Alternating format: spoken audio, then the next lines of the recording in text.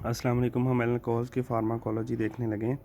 सबसे पहले हमारे पास एथेनॉल जो है वो मेडिकली सबसे ज़्यादा इंपॉर्टेंट अल्कोहल है। फिर इसकी क्लासिफिकेशन देख लेते हैं। अल्कोहल में आ जाती है एथेनॉल, मेथनॉल, एथाइलिन, ग्लाइकॉन। उसके बाद अल्कोहल मतलब अगर आपके पास कोई केस है अल्कोहल विड्रॉल को कैसे आपने ट्रीट करना है, तो आपने थायामीन और सीडेटिव हिप्नोटिक से करना है।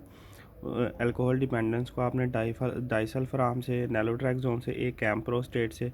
उसके बाद अगर पॉइजनिंग हो जाए हमारे पास मेथनॉल की, एथाइलिन ग्लाइकोल की, तो फोमिपिजोल और उसके साथ एथेनॉल देना है।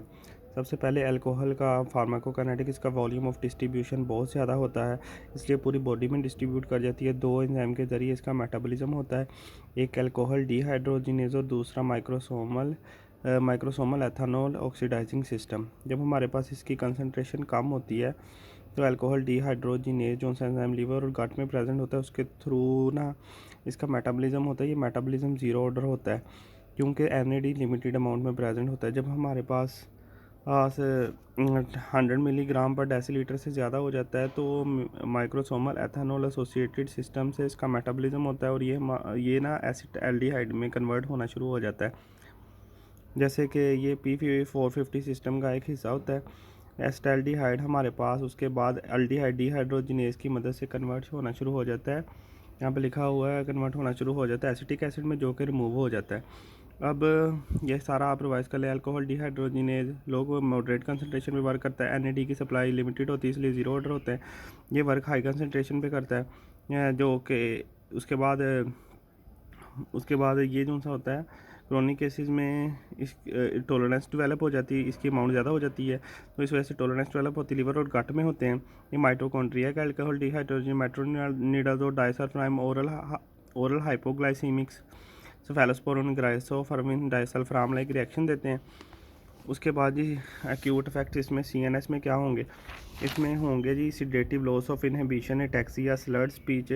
80 मिलीग्राम पर डेसीलीटर पे ड्राइविंग नहीं बंदा कर सकता। 160 पे बंदा ड्रंकनेस हो जाता है। 300 से ज़्यादा में एनेस्थीसिया में चला जाता है और 500 पे पेशेंट की डेथ भी हो सकती है। इसका मैकेनिज्म ऑफ एक्शन कैसे होता है, इसका होता है गैबा के रिसेप्टर की एक्टिविटी ज़्यादा करा देता है और NMD को ब्लॉक कर देता है।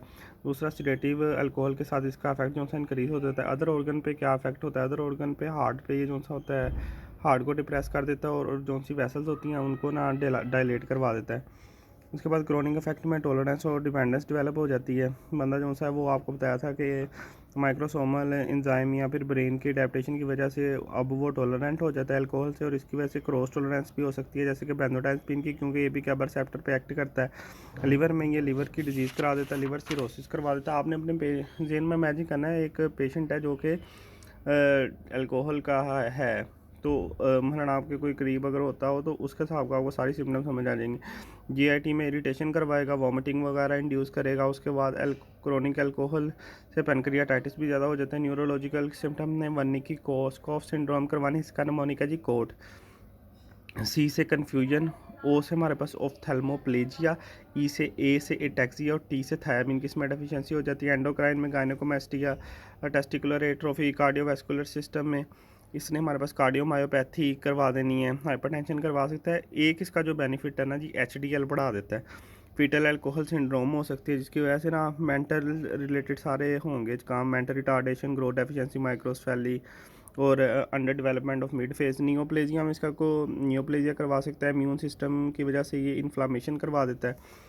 अगर पेशेंट जो है वो ट्रीटमेंट ऑफ एक्यूट, अगर तो एक्यूट का पेशेंट है ना, पहले आपने उसके वाइटल साइज मेंटेन करने, फिर डेक्सट्रोज लगाना है, फिर उसके बाद थायमिन लगाना है ताकि उसको वर्निकी कोर्सकॉफ सिंड्रोम ना हो। अगर पेशेंट ने अल्कोहल छोड़ी हुई है, उसको विड्रॉल सिम्टम्स आ रहे हैं जैसे कि delirium, confusion, ataxia, agitation, irritation, तो आपने उसको ना वो थायामीन देनी है। उसके साथ साथ आपने उसको लॉन्ग एक्टिंग बेंजोडाइज़पीन दे देना है जैसे कि डाइज़पैम। अगर लिवर डिजीज़ का पेशेंट है तो उसको आपने इंटरमीडिएट एक्टिंग लोराज़ेपैम दे देना है। अल्कोहल यूज़ डिसऑर्डर में उसकी ट्रीटमेंट क्या होती है आपको मैंने पहले बताया था। सबसे पहले नैलोट्रैक्सोन आपने दे देना ताकि ओपियोइड जो से इंटरनल वो ना एक्ट कर सकें। एक एम्प्रोस्टेट दे देना है जो कि NMDA का एंटागोनिस्ट है, और उसके बाद आपने इसको दे देना है डाइसल्फाम, ताकि जब पेशेंट अल्कोहल पिए भी तो डाइसल्फाम रिएक्शन और पेशेंट को अल्कोहल पीने से वो मतलब मज़ा ही ना आए। तो उस वजह से ये हम यूज़ करते हैं। जो सेनालोट्रैक्सोन है वो महीने में एक बार दे सकते हैं। मेथनॉल की अगर पॉइजनिंग हो जाए और एथाइलिन ग्लाइकोल की, मेथनॉल की पॉइजनिंग ये होती है कैंड हीट से, ये विंडशील्ड में यूज़ होता है, और एथाइलिन ग्लाइकोल की होती है एंटी फ्रीजिंग एजेंट से पॉइजनिंग होगी जी। एथाइलिन ग्लाइकोल है ना, जो मेथनॉल है ये फॉर्मेल्डिहाइड है, फॉर्मिक एसिड में कन्वर्ट होगा जो कि बहुत ज़्यादा टॉक्सिक है। तो हम ना फोमेपिजोल देते हैं जो कि अल्कोहल डिहाइड्रोजिनेज को इनहिबिट कर देता है, और साथ ताकि ये फॉर्मिक एसिड ना बने, और एथेनॉल देते हैं ताकि ये एंजाइम एथेनॉल पे भी काम करे और एथेनॉल की कन्वर्जन शुरू कर दे और फॉर्मिक एसिड हमारे पास ना बने और ये इसी फॉर्म में रह जाए। इसकी वजह से हमारे पास अगर फॉर्मिक एसिड बन जाए तो एसिडोसिस और रेटिनल डैमेज होता है मेथनॉल में, और एथाइलिन ग्लाइकोल से ऑक्सैलिक एसिड बनता है। ऑक्सैलिक एसिड बनता है तो एसिडोसिस तो होगी, ऑक्सैलिक स्टोन बनते हैं ना किडनी में, तो नेफ्रोटॉक्सिसिटी इधर से याद कर लें।